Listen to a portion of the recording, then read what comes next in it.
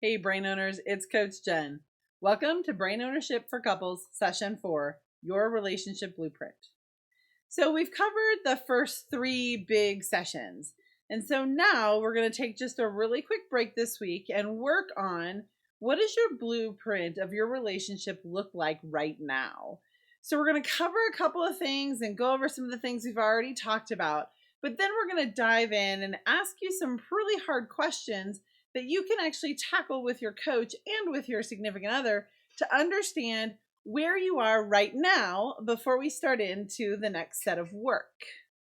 So today we're going to really kind of explore how your upbringing impacts the way you interact in a relationship, understand why you embrace certain aspects of our relationship models and then reject others. So why do you take some aspects of what you might have seen with your mom and dad versus rejecting some other ones? And then we're going to help you to find the current blueprint and ask you some pretty strong and heavy duty questions so that you can kind of figure out where you are right now, which will then help you figure out where you want to go. All right. So my upbringing, the childhood crap, right? So we've talked about the brain and how it works. We've talked about conscious and unconscious and the reticular activating system and the programming, all the stuff that you've seen, heard, and experienced. All of that goes into who you are in a relationship. And so what I really want you guys to do is kind of remember a couple of the things that we've talked about. So remember the X and the C system. The X system is that autopilot stuff. It's that stuff we do on a day-to-day basis that we don't really think about and we're not conscious of. The C system is that growth system. The C system is what has you here in this class. Because what you're really looking for is to grow and be better and do something different than what you've done before. And remember, those systems actually work in complete opposition to each other because they're using different parts of the brain and they're using the energy in a very, very different way. The next thing is unconscious versus conscious behavior. Remember, our unconscious is so powerful and it's processing 11 million bits of information per second. And we're really only conscious of about 50 bits per second. So I want you to really understand as it applies to your relationship that you're really processing and reacting to a lot of things that you might not really understand. Then remember we talked about those consolidation and reconsolidation of all of those memories. So sometimes if you're thinking back and maybe you're in an argument with your spouse, a significant other, and you're remembering something some way, remember that they will be seeing it differently. And also the way that you're remembering it might not be the way it actually happened or even the way you remembered it the first time. Next, remember emotional retrieval. Remember that we pull information based on how we feel. So if you're already in a fight, or maybe you're already frustrated with your partner, you're going to pull up those things, the bad things and the icky things they've done, because that's how the memories work. When we're not in a great mood, we're going to remember those not so great things. So a lot of times it's really helpful to kind of stop and think, God, what is it that I really want to have as an outcome for this? Now, let's remember that programming that we talked about last week. That programming is really takes a toll on who we are because we pull things from what we have seen in the past and what mom and dad and other sort of relationship models provided for us. I was actually telling some clients about my grandparents. And the programming that I received from that is really strong because they're some of my earliest memories. I remember that my grandma and grandpa, so my grandma's really short. My grandfather was like 6'3", 6'4". He was a huge, really tall man. And I remember there were times I can vividly picture him. She'd be in the kitchen cleaning or making dinner and he'd come up behind her and kind of embrace her from behind. And it was just so loving and sweet. And it's something I always remember as I am in relationships throughout my life of just that tenderness. I also remember them sitting, they have this this oversized chair, and they used to sit in it together. And I just remember those things. that programming actually like stays with us. The things that we see and experience and hear translate through our entire lives about everything, especially about how we're in relationship. Truth, right? So I've had people tell me, like, I don't think my spouse is truthful, or I don't think my friend or my sister or sibling is truthful. You have to remember that truth is subjective. It's how we see it, and it's how we feel about it. So as you're looking through and you're developing your blueprint, or you're sort of defining the way you're doing that now, what is truth for you? And remember that everything prior to the age of 12 went in as truth, right? So is it true for you now? And that's the thing I want you to stop and think about, is when you're looking at your current relationship blueprint, what is truth? What do you remember? What was truth? What do you want to be truth? And remember, with this one they're doing right now, we're not designing a new blueprint. We're actually looking at what's going on right now. So what are your truths? Is your truth that men can't be trusted? Is it your truth that women never tell you the whole truth? Is your truth that your spouse will always leave? If you grew up in a home maybe where there was divorce or constant movement of partners, these are the things I want you to really stop and evaluate. What is your truth? What are the things that you truly believe about being in a relationship? And then the last piece you're going to kind of take a look at is that feedback loop. How do you give and receive feedback with your partner? And what is it that do you take things personally? Do you, like, if somebody gives you some feedback, your spouse gives you feedback, what do you say? How do you take it? Do you see it as like, oh, they care about me and they're trying to help me better? Or do you see it as just criticism? What is it that you're getting from that? So what I want to do is we're going to look at, why is your relationship this way as well? And remember that we have this sort of embrace and reject thought process, okay? So when you're looking at why is your relationship this way, think about the emotional connections you've had throughout your life, both with maybe your parents, grandparents, aunts, uncles, brothers, sisters, friends, or even just really influential family things. What kind of emotional connection do you have with your spouse? And do you see that played out elsewhere in your life with other people that you know? So one of the things I think is really interesting, that is really kind of cool with couples, is when you look around at your other couple friends, are you guys the same?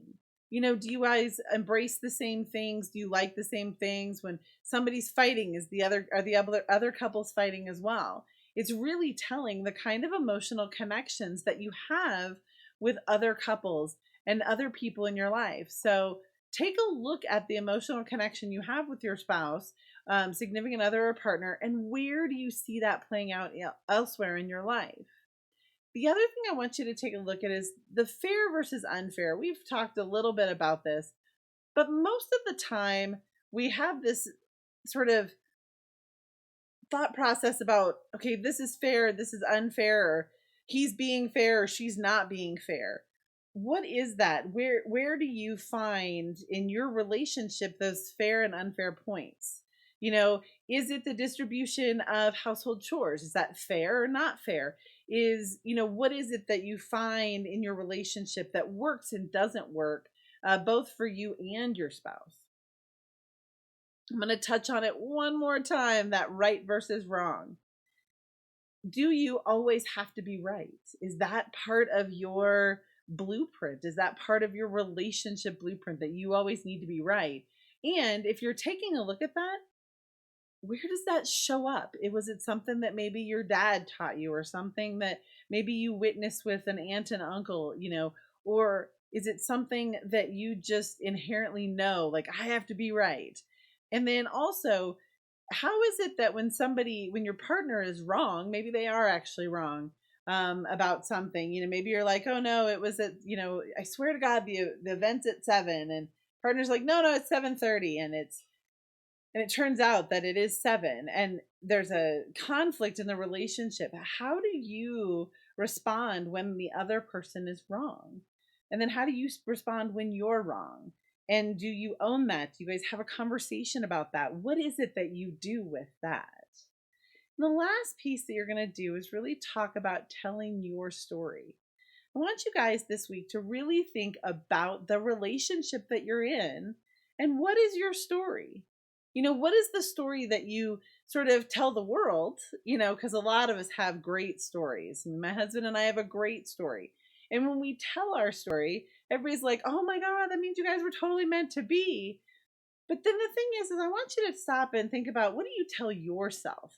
What's your story? I mean, we all have the story that we tell people who meet us, and we talked about our stories and like, oh, we're super happy.